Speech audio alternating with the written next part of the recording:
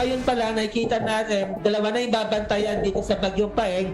Una na rito yung lahas ng hangin at yung daming ulan na dadalhin ito habang bumabaybay dito sa Katimugang Luzon hanggang dyan sa may Central Luzon. Itong panahon na to is vacation mood nga at yung ating mga may porsigido talaga na pupunta sa kanilang bayan, Catanduanes, eastern portion of Albay, eastern portion of Sorsogon. May mga biyahe kasi yan na papatawid papuntang Visayas eh. Ngayon pa lang, kung may iniisip kayong bumiyahe, huwag na kayong bumiyahe papuntang Visayas. Pwede naman sigurong withhold muna yung biyahe natin. Sa ngayon at tingin ko mayroon ng mga na-stranded, huwag na nating dagdagan pa.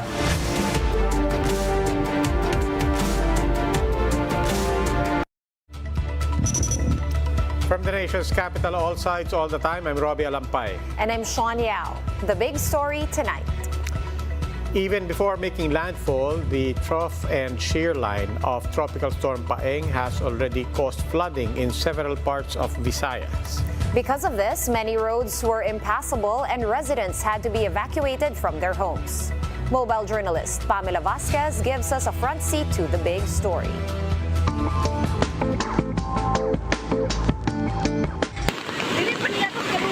In this cell phone video taken in Gihulngan City, Negros Oriental, a road has become impassable due to the strong floodwaters caused by the trough and shear line of Tropical Storm Paeng. Even vehicles were not safe from the heavy rains as this pickup truck fell on the side of the road and was flooded. Meanwhile, in this photo, an area of a field was also submerged due to the flood. Residents can't do anything but watch their houses be swallowed by the river. That's even if there is a dike between the houses and the river itself. Over in Barangay Poblacion, authorities responded immediately and evacuated residents living by the seashore. Children, women, and the elderly were among their priority, but some needed to be put on stretchers during the evacuations. Meanwhile, at the evacuation center, food and drinking water were immediately given to the evacuees, most of which were children. Authorities have also set up tents so that residents can sleep comfortably. Some police officers were also on standby to assist the elderly. They were also given food and a bed. Paeng's trough has likewise caused flooding in several parts of Cebu. In Mandawi City, heavy rain was reported in several barangays. Because of this, traffic in some of these areas went to a standstill. At least 13 families and 64 individuals were brought to Santo Rosario Chapel in Barangay Hagobiao for evacuation. The LGU has since evacuees with grocery food packs and disaster kits. A mobile kitchen was also put up in the evacuation site. Mobile journalist Pamela Vasquez, We Are One News. Here to give us the latest on Tropical Storm Paeng, we have with us PAGASA weather specialist Benison Estareja. Good evening and welcome to the big story, Mr. Estareja. Good evening, Sir Robbie and Ms. Sean. Sir, lalakas pa po ba at lalawak pa ang epekto ng bagyo?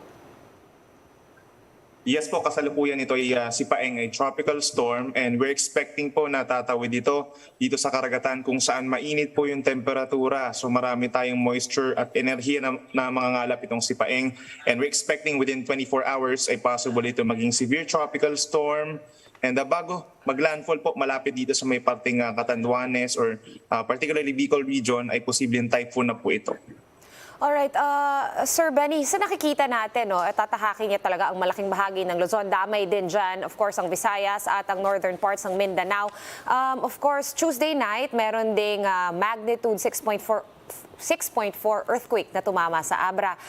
Yung Cordillera region ay nakasustain din ng maraming damage. Tatamaan din ba ang mga areas na ito? Yes po, based po dun sa pinakahuling track ng PAGASA, magiging napakalapit ng sentro nitong si Bagyong Paeng. In particular po by Sunday morning hanggang tanghali dun po pinakamalapit sa Cordillera region sa may Benguet area. Itong si Tropical Storm Paeng and probably Typhoon Paeng po by that time. So magkakaroon ng mga malalakas po na mga pag-uulan. Yung range po ng ulan natin could be heavy to torrential rains po ito at ito ay delikado dun sa mga structures po na knowing na vulnerable na po due to the earthquake, plus yung mga naging pag-ulan pa recently dahil po dun sa shear line naman. Sir, we heard yung mga warning specifically to the Visayas. Now we're hearing about the impacts that we're bracing for sa north. What about sa Central Luzon? First, Central Luzon po, directly affected din nitong si Tropical Storm Paeng via Saturday and Sunday, especially sa Sunday po. Possible itong maglandfall dito sa may Aurora pagsapit po ng madaling araw ng Sunday based po dun sa ating pinakahuling track. So from madaling araw ng Sunday hanggang sa matapos po ang buong araw ng Linggo ay makakaranas po ng malalakas na ulan ang buong Central Luzon and even Metro Manila po kabilang na dyan. Magtataas tayo ng mga wind signals prior to that effect po pagsapit po ng Sunday. Sir Benny, medyo nagka-trauma nga tayo after I think si Carding yun, yung nagkaroon bigla ng rapid intensification. Hindi natin inaasahan na biglang lalakas siya ng ganon. Nabanggit mo nga na hihigop ito ng lakas mula sa Philippine Sea kung saan mainit yung tubig at maraming moisture. Posible ba na magyari ito? Kasi right now, 65 kilometers per hour yung lakas ng hangin ni Paeng. May possibility ba na bigla na lang surprise, ganon, mas lalakas pa ito even more? Yes po, surprisingly not surprised kapag ito ay lumapit na dito sa ating kalupaan. We will see the intensification. Hindi natin inaalis yung possibility na magkaroon ng explosive intensification dahil sa ngayon po ay tropical storm ito, and by around Saturday early morning, which is around less than 36 hours from now, then it could be a typhoon. And ang typhoon po, malawak naman ito na range. And yung range po kung saan si typhoon or si tropical storm Paeng ay lalakas, nandun po sa 150 kilometers per hour. Okay, marami po nagpaplano ngayon, bracing, especially on the regional and provincial levels. But in terms of preparation, what are we expecting? Pagka sinabi po natin na lalakas pa to, are we talking about winds? Are we talking about the amount of water? Or are we talking about both?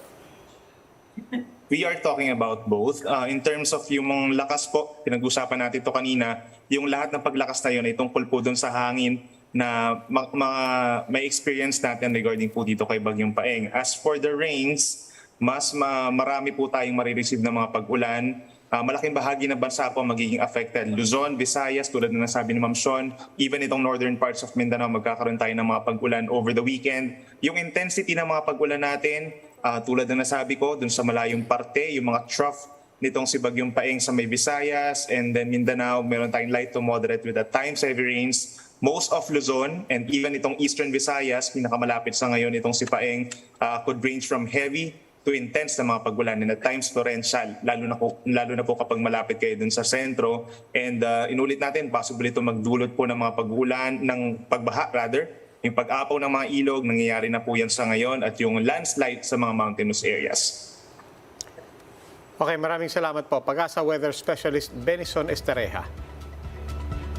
And while Abra is anticipating Tropical Storm Paeng, the province is still reeling from the 6.4 magnitude quake earlier this week. Josh Camo with the story. Days after a magnitude 6.4 earthquake hit Abra, some residents are still traumatized. In Sitio Baybayatin in Lagayan, Abra, folding beds, tables, and makeshift beds remain on standby in case of aftershocks. Marta said the tremor still haunts her. Wala, nagsitakbo po kami na lumabas, na naturotroma na halos madapa-dapakan na natumakbo. Tapos umakyat ako sa taas, ganon din, lumalagpak yung mga ng semento. Salvador also shared his experience during the earthquake. Mahirap talaga, sir. Diyan kami natutulog sa taas. Ayan, hindi kami nakababa agad. Gumaganon itong hagdanan. Kaya natakot kami yung mga ito nandito sa baba. Wala na, hindi pa sila makalabas. Nagaganon kasi. Meanwhile, Jeremy opted to camp out, causing her 2-month-old baby to catch cough and colds. Kami sa nakalapag kami sa lupa, tsaka may tent kami na ginagamit. Malamig asal. Kaya nga Naawa ko sa bata kasi malamig sa labas. Over in the town of La Paz, the Iglesia Filipina Independiente Church has been cordoned for inspection. Mayor Joseph Bernos said he is letting the National Historical Commission of the Philippines take charge of restoring the church. For now, churchgoers may use the conference hall and the stage beside the church. Doon muna kami magmimisa habang hindi pa, kasi planong lagyan ng cover tong stage at para dyan kami magmimisa. At meron din po kaming chapel doon sa Barangay Buli, sa Arosip Buli. Doon po yung mga services natin. Relief packs and modular tents are being distributed already in both towns. For News 5, Josh Camo, we are One News. And here to share the latest assessment on the Abra earthquake as well as their preparations for the impact of Tropical Storm Paeng, we have NDRRMC spokesperson Rafi Alejandro joining us via Zoom. Good evening. Welcome to the big story, ASEC Rafi. Yes, good evening Sean and Robbie. Magandang gabi po. Sir, umpisa po tayo sa pinag-usapan lang natin kanina sa PAGASA. Kakabanggit lang din po natin. After the earthquake, now Abra is also bracing for a hit from Storm Paeng. How will this affect our efforts dyan sa Abra? Opo, as we speak, no, ongoing yung assessment natin for the effects ng earthquake. So we have so far 132,000 persons or close to 40,000 families ang directly affected ng earthquake. And so far we have 2,052 houses as reported damage, no? And in terms of casualties, 44 po ang reported sa amin, but we are receiving additional reports, no? On additional casualties, and we are still validating the other reports. In terms of infrastructure, 125 infrastructures were reported damage with an amount pegged at 53.7 million. So yun po, because of this, our response operations for Paeng will be a bit complicated because marami pa po tayong mga families or persons na hindi pa po nakauwi or hindi pa po safe na balikan yung mga bahay nila, and they are still sleeping or temporary housing nila sa labas ng mga bahay nila or at evacuation centers, no? So with this Paeng na papasok, we are really trying to fast track yung ating mga pag-assess ng mga facilities to make sure that they are already safe for occupation or for use just in time for pagpasok ng Paeng po, lalo na sa area ng Region 1. Alright, sa Visayas naman, kamusta sila? Pati na rin sa Southern Luzon, bandang Bicol region, we know sila na nga yung unang nakatikim, no? Sa mga pag-ulan ni Tropical Storm Paeng. How are efforts going over there? Yes, for Bicol, they have been on alert since yesterday, and nag-issue na rin sila. They've issued advisory to delay or postpone travels, no? Because once alert or signals are raised in Bicol region, yung ating Matnog Port will suspend operations, and yung ating mga biyahero po ay siguradong stranded, no?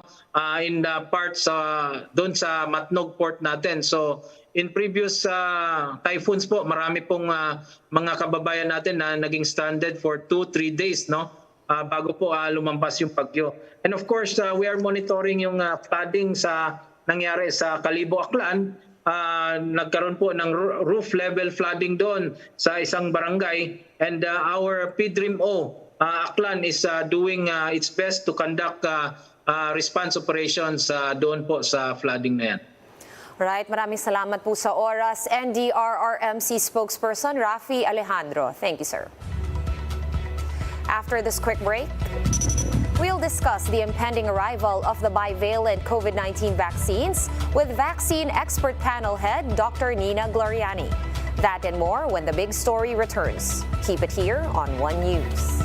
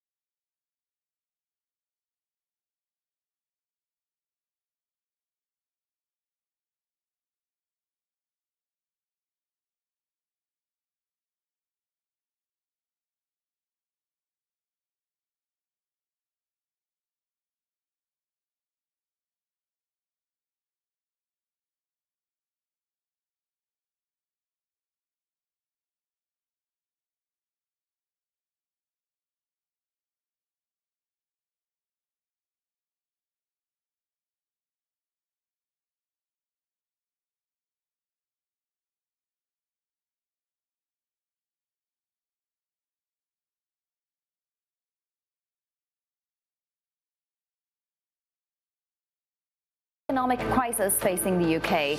Sunak has to strike a balance between rewarding loyalists and ensuring party unity. Suella Braverman is back as Home Secretary just days after she resigned over a national security breach. Bloomberg has been told that Elon Musk has pledged to close the acquisition of Twitter by Friday in a video conference call with bankers. Sources say the lenders providing $13 billion of debt financing have finished putting together the final credit agreement and are in the process of signing documentation. The move marks one of the last steps before actually sending the cash to Musk.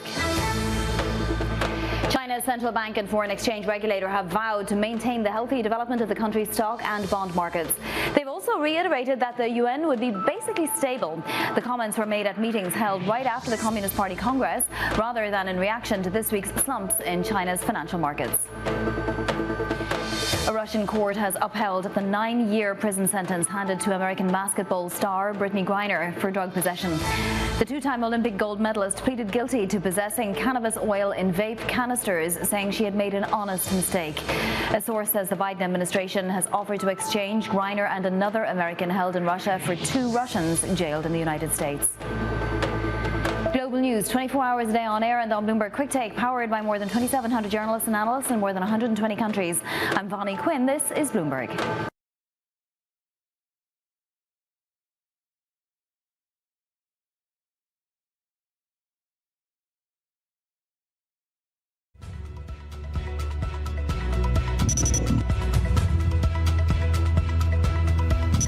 You're watching The Big Story here on One News.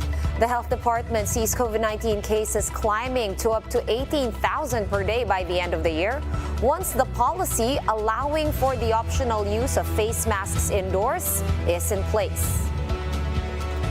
Officer in charge Maria Rosario Vergara said they presented several scenarios on the impact of the eased mask mandate, including a possible climb in daily cases from 2,500 up to the 18,000 level by November or December.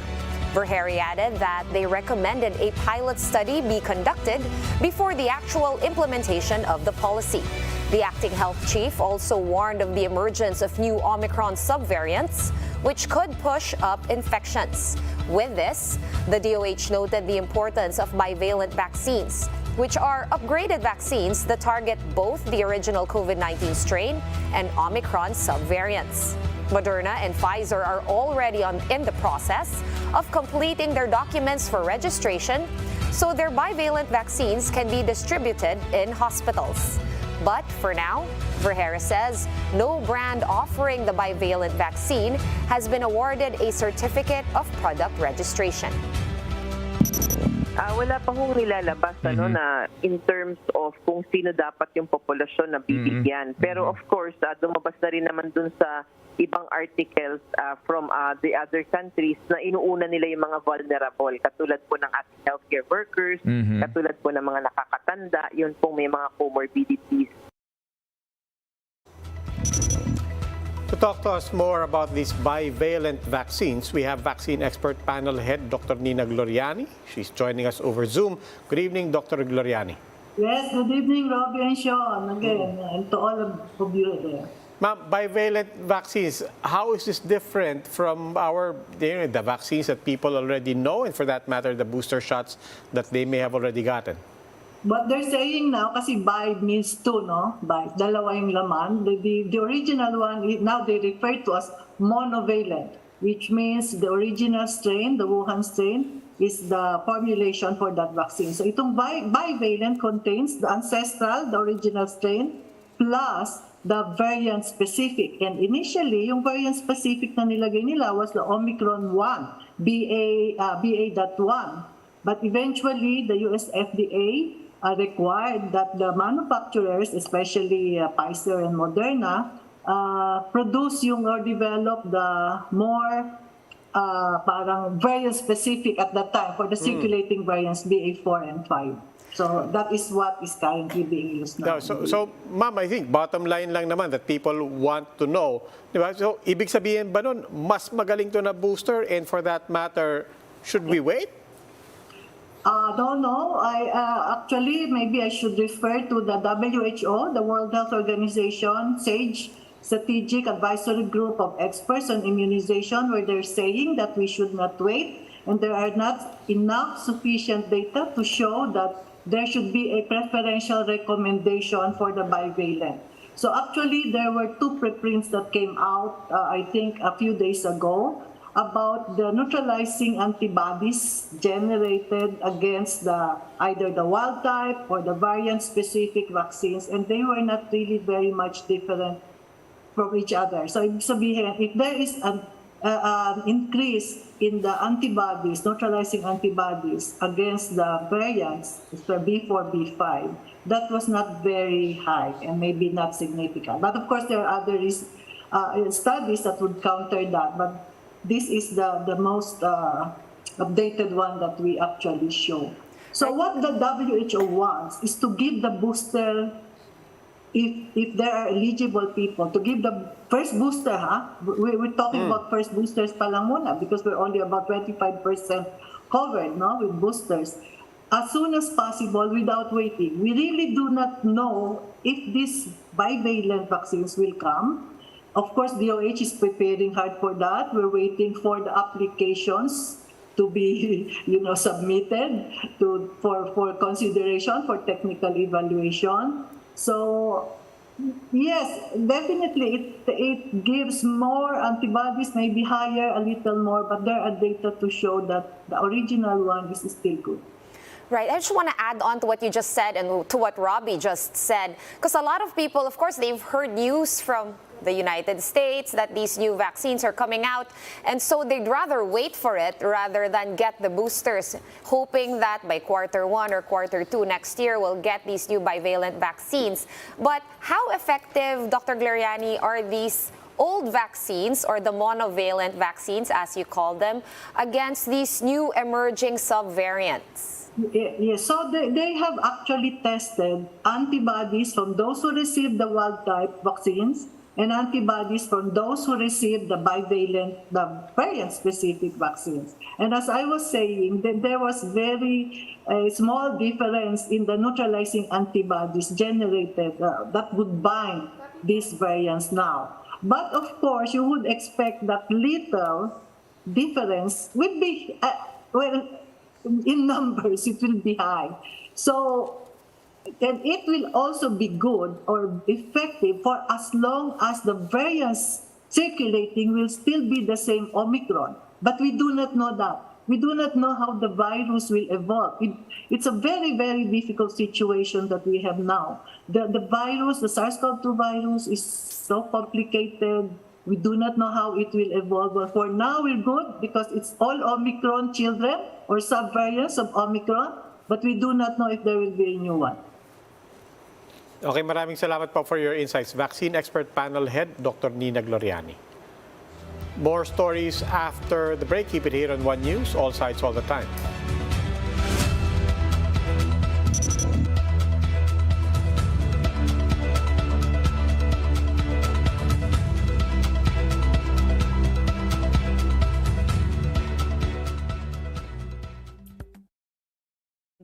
London, and we've come here partly because it's Diwali, one of the most important festivals in the Hindu religious calendar, but also because Rishi Sunak has been chosen to be Prime Minister and will be the first person of British Indian heritage to take that role, as well as being the first British Hindu to also be Prime Minister.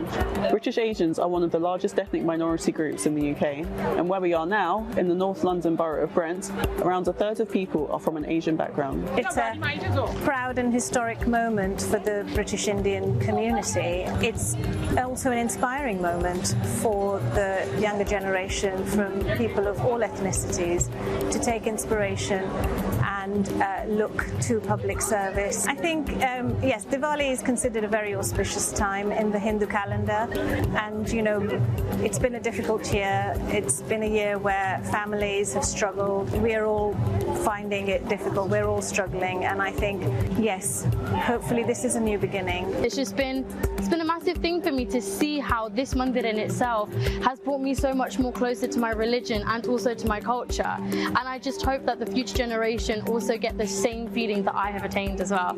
I think being British and being Asian, it has definitely been very, very different. But at the same time, it's about accepting your identity and accepting who you are and being proud of where you have come from or where your ancestors have come from as well. Google is getting into chips. The crunchy kind that you can actually eat. You can probably tell from the package that they're only available in Japan. And here, they're part of the marketing push for the latest Pixel 7 phones from the internet giant, designed to remind us that Google also makes the other kind of chips, the ones made out of silicon. The Pixel has Google's own Tensor G2 chip, the company's most advanced AI-powered cameras, and its litany of internet services from Google Maps and Photos to YouTube and Chrome. It's hard to imagine Apple resorting to the potato chip ploy, but that's because people already know and love the iPhone, whereas Google is running ads in the US saying,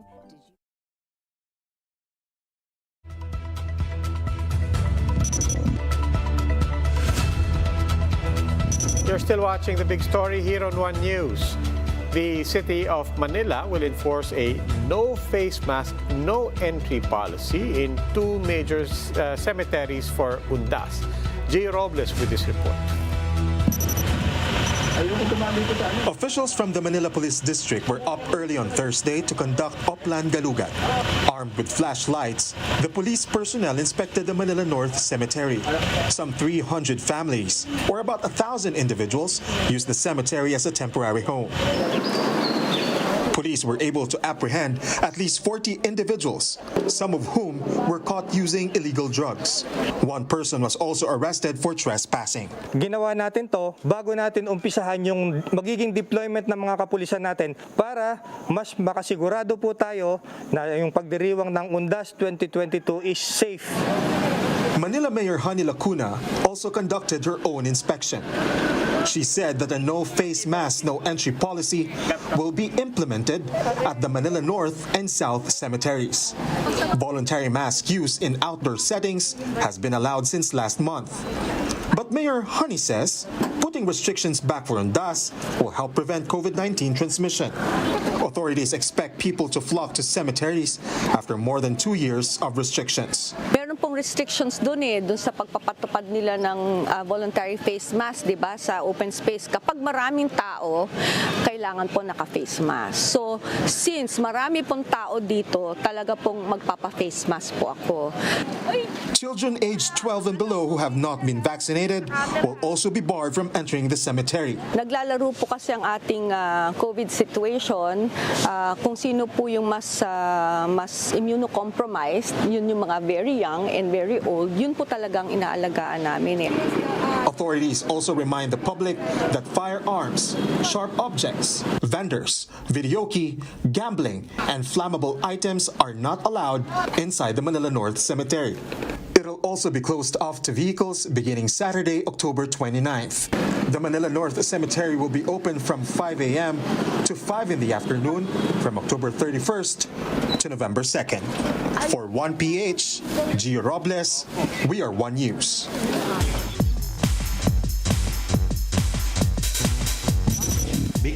Celebrity media tycoon and transgender rights advocate Anne Jacrajuta Tip has bought the Miss Universe organization for $20 million.